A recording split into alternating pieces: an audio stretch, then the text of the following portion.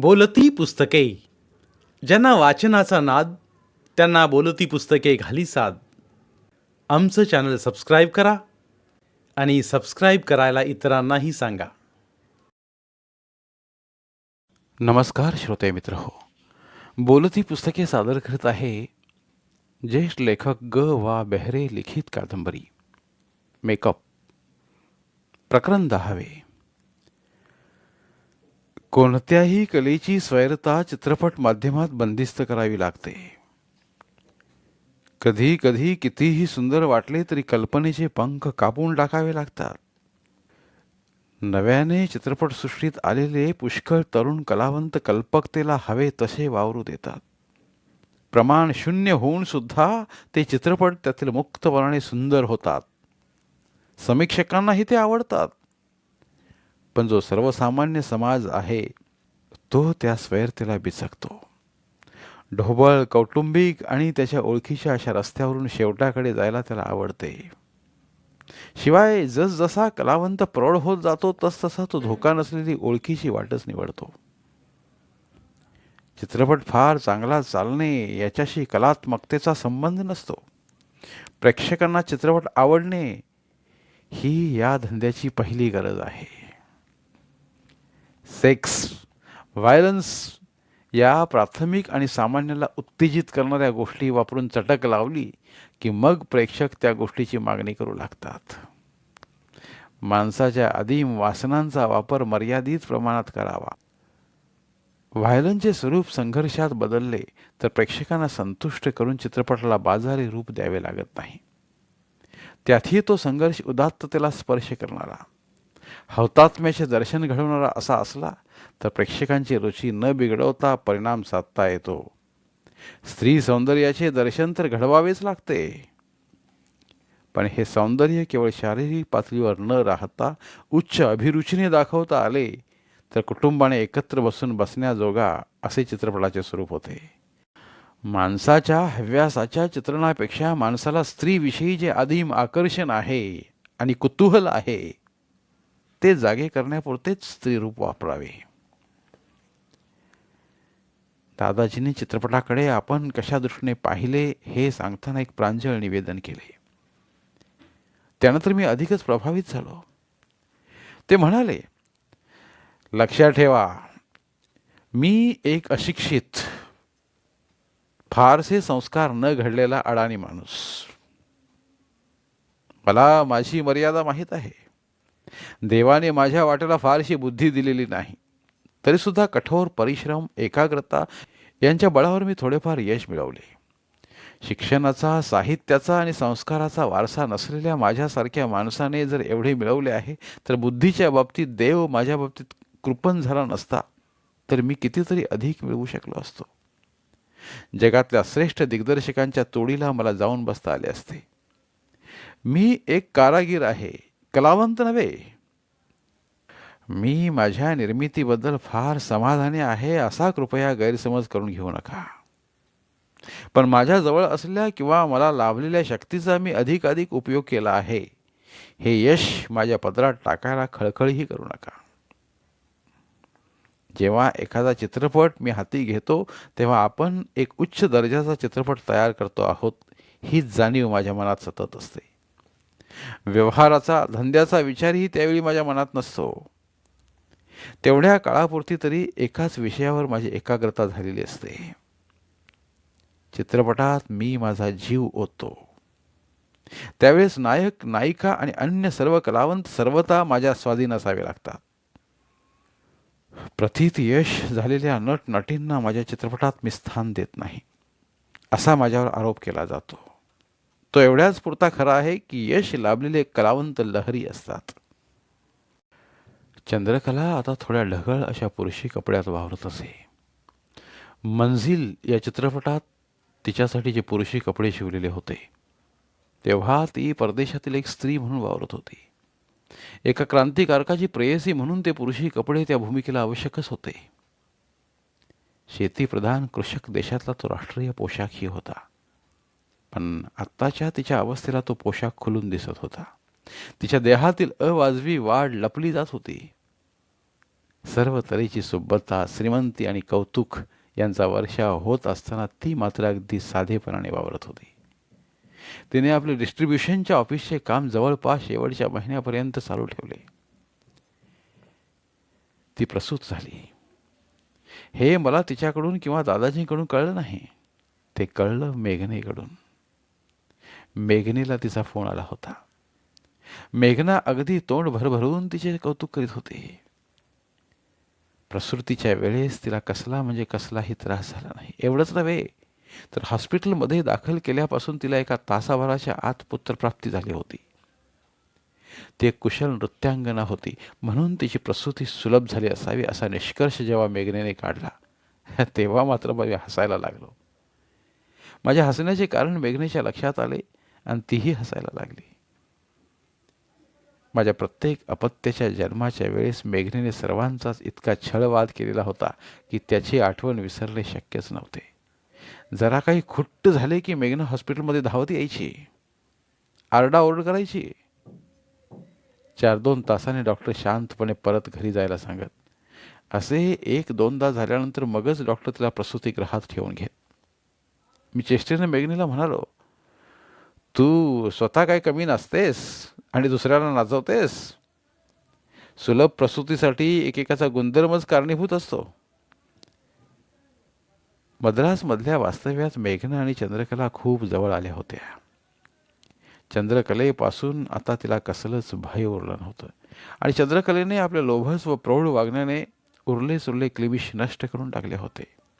नटी म्हणून नव्हे तर एका प्रतिष्ठित माणसाची पत्नी म्हणून मेघनेने तिचा स्वीकार केलेला होता. कदाचित असेही असेल की माझ्यासारख्या माणसाला सोडून चंद्रकलेने दादाजींशी संसार सुरू केला. त्यामुळे तिला तो माझाही पराभव वाटत असेल. काही गोष्टी समजून घ्यायच्या असतात. मेघना मुळातच या विषयावर नेहमी अबोल असे. त्यामुळे अगदी अपवादाचे प्रसंग सोडून तिच्या संबंधी आमची फारशी चर्चाही होत नसे. मेघना आपल्या ग्रहप्रपंचात बुडालेली असे. त्यातच तिचे सामाजिक कार्य तिचा आणखी वेळ खात असे. त्यामुळे ती कधी माहेरपणासाठी सुद्धा मुंबईला जात नसे आणि गेलीच तर 4-2 दिवसात परत येत असे. पण प्रसूतीची वार्ता ऐकल्यानंतर मात्र चंद्रकलेला भेटायला तिने आपणहून जायचं ठरवलं. मी तर मुंबईला वारंवार जात असे, तेव्हा माझ्याबरोबरच तिने येणे जास्त व्यवहार्य होतं. पण 8-10 दिवसात तरी मी जाऊ शकत नव्हतो. चित्रपटाचा सेट लागलेला होता. तेव्हा ती एकटीच मुंबईला गेली आणि मग 2-4 दिवस राहून परत आली. आली ती चंद्रकलेचे आणि तिच्या मुलाचे गुणगान करीतच. लहान मुले देखणे असतातच. कुठल्याही झाडाची पालवी ही नाजूकतेमुळे सुंदर असते. कौतुकाच्या भरात चंद्रकलेचा हा मुलगा दादाजींची दुसरी प्रकृती आहे असे जेव्हा ती म्हणाली तेव्हा मात्र मला हसू दाबून ठेवावे लागले. कारण मी वस्तुस्थिती सांगू शकत नव्हतो. मला ती हिंमतही नव्हती आणि ही गोष्ट उघड करण्याचं काही कारणही नव्हतं. दिवस असेच पुस्तकाच्या पानांसारखे उलटत जात होते. अगदी सर्व सोपस्कार करून दादाजींच्या मुलाचे बारसे करण्यात आले. अजिंक्य असे त्याचे नाव ठेवले गेले. मी जेव्हा मुंबईत जाई तेव्हा अर्थातच दादाजींना भेटे. चंद्रकलेचीही भेट होई. पण एकदा झालेल्या ओझरत्या भेटीशिवाय अजिंक्य मला परत पाहण्यास मिळाला नव्हता. जाणीवपूर्वक केले गेले असेल असे मी म्हणत नाही, पण मी जाई तेव्हा तो झोपलेला तरी असे किंवा आया त्याला बाहेर हिंडायला तरी घेऊन गेलेली असे. त्या 2 वर्षात अजिंक्यला मी 1-2 वेळा फार तर पाहिले असेल. त्याच्यात व माझ्यात तसे काही साम्य नव्हते. म्हणजे त्या साम्याला घाबरून त्याची माझी भेट टाळावी असे कोणतेच कारण नव्हते. पण चंद्रकलेच्या वागण्यात एक प्रकारचा कोरडेपणा निर्माण होत चालला होता. हे माझ्या हळूहळू ध्यानात आले होते. मी त्याबाबत काहीच करू शकत नव्हतो. औपचारिकदृष्ट्या पाहिले तर माझे, दादाजींचे आणि चंद्रकलेचे संबंध चांगलेच होते. पण माझ्याबद्दलचा पूर्वीचा जिव्हाळा दादाजींच्याही वागण्यात कधी जाणवत नव्हता आणि चंद्रकलेच्या वागण्यात तर तो मुळीच जाणवत नव्हता. अलीकडील तरुण स्त्रियांचे आकर्षण सौष्ठव मला नाहीतरी पूर्वीसारखे आकर्षित करू शकत नव्हते. शरीराची धग कमी झाली म्हणून मागणीच कमी झाली असेल पण त्याहीपेक्षा स्त्री पुरुष संबंधांचे रहस्य समजण्याचा प्रौढपणा गात्रांना हळूहळू येत होता. नाहीतरी प्रत्येक स्त्रीमध्ये तरी तसे नाविन्य काय असते? कोणत्याही क्रियेचा अंत अखेरीस एका उन्मादात होतो आणि त्या उन्मादाची जात एकच असते. मैफलीत मागे उरल्यात पानांचे देठ, लवंगा विस्कटलेली बिछायत, ही जरी मैफलीचा रंग सांगत असेल तरी मैफल संपल्याचे अवदाशिन्य त्यात असतेच. मैफलीत काळजाला भिडणारे असे स्वर जर असले तर मैफल तशा अर्थाने संपतच नाही. नर आणि मादी यांच्या संबंधातील मैफल सुद्धा अशीच असते. मागे आठवण्यासारखे त्यात काही घडले नसेल तर मैफल ओसरल्याचे दुःख उरत नाही. चंद्रकला सोडली तर अशी कोणतीच स्त्री मला भेटली नव्हती की जिच्या आठवणी मागे उराव्यात, आणि चंद्रकलेने तरी माझीच आठवण काढून मला पुन्हा निमंत्रण द्यावे. याचा दुसरा अर्थ काय होता? मैफल संपलेली नव्हती, ती अशीच दीर्घकाळ मनात वाजत गाजत राहणार होती आणि कुणास ठाऊक एखाद्या वादळाला जन्मही घालणार होती. एक दिवस अखेर नको ती बातमी आलीच. व्यक्तिशः मला नव्हे तर चित्रपटसृष्टीलाच ती बातमी धक्कादायक होती. मध्यंतरीच्या कालखंडात किरकोळ बातम्या आल्या होत्या, पण त्यांच्या प्रकृतीला धोका आहे असे कोठेही सूचित झाले नव्हते. त्यामुळे ही बातमी तशी धक्कादायकच होती. मद्रासमध्ये या बातमीने सारा चित्रपट व्यवसाय स्थगित झाला. तसाच तो मुंबईतही झाला असावा. दादाजींची चित्रपटातील प्रदीर्घ यशस्वी वाटचाल, त्यांनी प्राप्त करून घेतलेले राष्ट्रीय आणि आंतरराष्ट्रीय सन्मान, कलेच्या क्षेत्रात त्यांनी उमटवलेल्या पाऊलखुणा यावर वृत्तपत्रातून भरभरून मजकूर येत गेला. ही बातमी ऐकताच मी आणि मेघना मुंबईला ताबडतोब विमानाने पोहोचलो.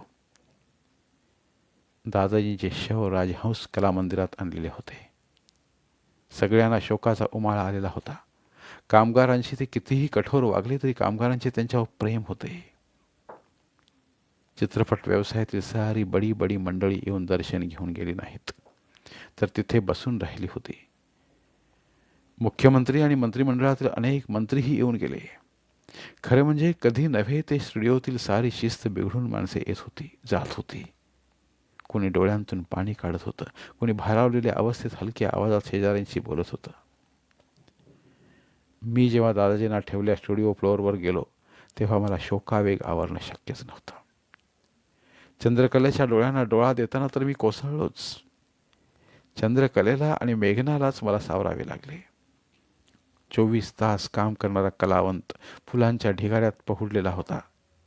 त्याच्यावर नितांत प्रेम करणारे आणि आदर बाळगणारे चित्रपट कलावंत अवतीभोवती होते. खालच्या मानेने दादाजींची पहिली पत्नी बसलेली होती. अजिंक्य मात्र कुठे दिसत नव्हता. वास्तविक त्याच्या हातूनच दादाजींचे क्रिया करणे भाग होते, पण एकतर तो लहान होता आणि दादाजींनी अखेरची इच्छा सांगितलेली होती ती त्यांची क्रिया माझ्या हातून व्हावी अशी. त्यामुळे तर मी अधिकच गलबलून गेलो. सगळे लोक जणू माझीच वाट पाहत होते. मी आल्यानंतर अर्ध्या तासात दादाजींचे शव स्मशानभूमीकडे समारंभपूर्वक नेण्यात आले. राजहंस कला मंदिराच्या कीर्तीला शोभेल अशा तऱ्हेच्या रथावरून दादाजी अखेरच्या यात्रेला निघाले होते. सिनेमासृष्टीतले मोठमोठे कलावंत पायी शवयात्रेबरोबर चालत होते. त्यांना पाहण्यासाठी गर्दी होऊन कसलाही व्यत्यय येऊ नये म्हणून पोलिसांनी अतिशय चोख व्यवस्था ठेवली होती. सुप्रसिद्ध गायक वादक अधूनमधून भजने म्हणत होते. शवयात्रा स्मशानात पोचायला वेळ लागू नये, कुणाचीही गैरसोय होई नये म्हणून लवकरात लवकर हा विधी आटोपावा अशी निकड प्रत्येकालाच होती. कारण गर्दी अफाट होती. शोकसभा तिथे घ्यायची नाही हे तर आधीच ठरलं होतं. अशा वेळा जाती अंतव्यवहाराचे नियम याचा कोणी बाऊ केला नाही. दादाजींचा अंत्यव्यवहार अत्यंत गंभीर वातावरणात आणि कसलाही व्यत्यय न येता व्यवस्थित पार पडला. पोलिसांच्याच कृपेमुळे. जमावानेही प्रसंगाचे गांभीर्य ओळखून आपल्या आवडत्या चित्रपट कलावंताच्या भोवती गर्दी केली नव्हती. चंद्रकलेजवळ मेघना थांबली होती आणि म्हणून मी तडक राजहंस स्टुडिओमध्ये पोहोचलो. एखाद्या माणसाचे असणे आणि नसणे या दोन्ही घटना जगातला एक कोपरा बदलून टाकतात. यापुढे हा एवढा प्रचंड स्टुडिओ कोण चालविणार? दादाजींचे सगळे आर्थिक व्यवहार कसे आवरणार ही चिंता तर होतीच होती. पण या चिंतेपेक्षाही खरी चिंता चंद्रकला हे दुःख कसे पचविणार ही होती. माझ्या लक्षात एक गोष्ट आली, ती म्हणजे चंद्रकला गेले काही दिवस जो प्रौढपणाचा देखावा करीत होती ते नाटक नव्हते किंवा तिचे अभिनय कौशल्यही नव्हते. खरोखरच आतून ती प्रौढ झालेली होती. दादाजीच्या मृत्यूमुळे उत्पन्न होणारी पोकळी कधीच भरून निघणार नाही इतकी ती त्यांच्या जीवनाशी एकरूप झाली होती. ते होते तोपर्यंत कुठल्याच गोष्टीची चिंता करण्याचं तिला कारण नव्हतं. नवरा गेल्याचं दुःख करीत विधवेप्रमाणे निराधार आणि निष्क्रिय आयुष्य तिला जगता येण्यासारखं नव्हतं. तिच्यावर जबाबदाऱ्या होत्या आणि त्या निभावण्या वाचून तिला गत्यंतर नव्हतं. दादाजींनी सर्व काही व्यवस्था केलेली आहे असे मी पूर्वी दादाजींकडूनही ऐकलं होतं आणि मॅनेजर सप्रेही बोलला होता. परंतु आपला अंत्यविधी माझ्या हातून व्हावा अशी इच्छा व्यक्त करून दादाजींनी माझे मन फार गोंधळात टाकले होते. होय, मी त्यांचा मानसपुत्र होतो ही गोष्ट तर खरीच. तरी पण अजून बालक असला तरी अजिंक्य त्यांचा मुलगा होता. त्याला पुढे करून अंत्यविधी करणे धर्मदृष्ट्या आवश्यक होतं. पण माझ्या हातून तो केला जावा अशी इच्छा व्यक्त करून दादाजींनी माझा अपूर्व गौरव केला होता. चित्रपटसृष्टीत अनेक दंतकथा निर्माण होत असतात. चंद्रकला माझ्या चित्रपटातून प्रथम भूमिका करीत होती आणि मग ती दादाजींकडे आली ही गोष्ट साऱ्या चित्रपटसृष्टीला माहीत होती. असे असतानाही माझ्या आणि दादाजींचे संबंध इतके निकटचे असावेत याचे पुष्कळांना आश्चर्य वाटत असे. पुष्कळांच्या मनात अनेक गैरसमज असल्यामुळे पुष्कळशा कल्पित कहाण्या मागे रचल्या जात. पण चंद्रकलेचे वागणे, तिचे आणि दादाजींचे सहजीवन, माझ्याबद्दल दादाजींची असलेली खास वागणूक या गोष्टी दादाजींची जी लौकिक प्रतिमा होती तिला खटकणाऱ्या होत्या. मी आणि मेघना त्या दिवशी तिथेच राहिलो. दादाजींच्या पहिल्या पत्नी आपल्या घरी परतल्या होत्या. त्यांचे वर्तनही अतिशय संयमी असेच झाले होते. स्टुडिओ तर बंदच होता. 4-2 रात्रपाळीचे रखवालीचे लोक सोडले तर निशब्द शांतता भेडसावत होती. अशा प्रसंगात काय बोलायचं, झालेल्या शोकाला वाट कशी करून द्यायची हे परिस्थितीच माणसाला शिकवते. मेघनेने घरचा आणि परिस्थितीचा ताबा घेतला. तिने चंद्रकलेला व मला जबरदस्तीने थोडंफार खायलाही भाग पाडलं. एवढंच नव्हे तर साऱ्या बोलण्यात तिचाच पुढाकार होता. बोलणे अर्थात दादाजींच्या विषयावरच घुटमळत असले तरी दुःखाचा उमाळा पुन्हा यावा असे हळवे नव्हते. 12-1 वाजता चंद्रकलेला तिने कांपोजची गोळी दिली. चुळबुळ करीत चंद्रकला हळूहळू झोपेच्या अधीन झाली. तिला गाढ झोप लागलेली आहे असे पाहून मेघना हळूच उठली. माझा हात हाती घेऊन ती मला दुसऱ्या खोलीत घेऊन गेली. तिचा नुसता स्पर्श आणि तिची निशब्द हालचाल मला दिलासा द्यायला समर्थ ठरली. लहान मुलाला कुशीत घेऊन झोपवतात तसे तिने मला कुशीत घेतले. मी तिच्या कुशीत केव्हा गाढ झोपी गेलो हे मला कळलेही नाही. धन्यवाद. उर्वरित कादंबरी पुढील भागात.